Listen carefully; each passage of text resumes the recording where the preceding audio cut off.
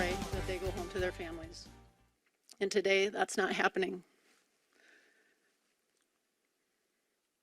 We are all hurting. That was Burnsville Police Chief Tanya Schwartz reacting to today's incident in Burnsville. Thanks for joining us. I'm Zach Fuller in for Megan. 2 police officers and a paramedic were shot and killed by a gunman this morning. The Minnesota Police and Peace Officers Association said the shooting happened during the response to a domestic abuse call. Burnsville police officers Paul Elmstrandt and Matthew Rouge, along with firefighter paramedic Adam Finseth, were killed by the gunman, according to authorities. So 4th police officer Sergeant Adam Medlicott was injured and taken to a hospital for non-life-threatening injuries.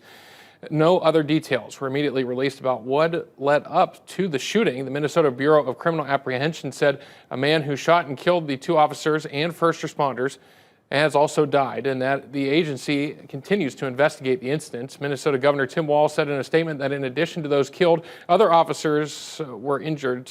Details on their conditions have not yet been provided.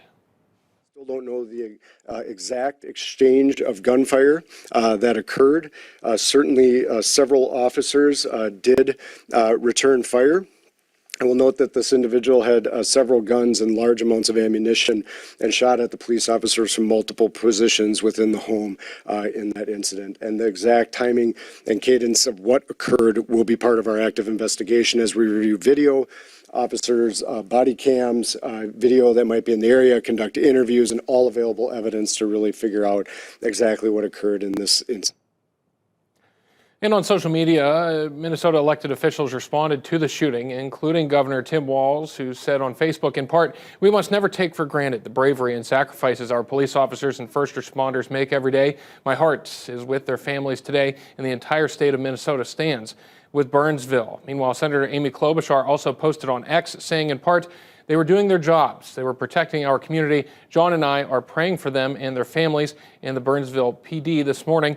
In Minnesota Congressional District 1, Representative Brad Finstad said on X, "Devastated to hear this news. These brave first responders ran toward danger to protect others and selflessly gave their lives in the line of duty. Jackie and I are praying for their loved ones and for the entire Burnsville community." We will continue to follow this story online and on air throughout this evening and throughout the week. There is a vigil scheduled tonight. We will have more on that coming up at 10 o'clock. Well, let's